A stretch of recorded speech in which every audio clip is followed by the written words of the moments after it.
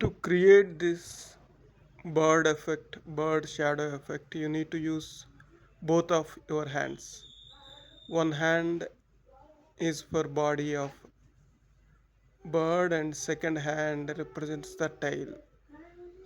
The fingers will make the magic. Once you add the fingers, the full bird will come. Otherwise, it won't looks proper.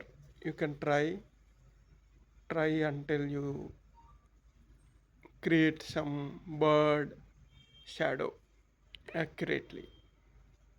It may take time, but you can do it.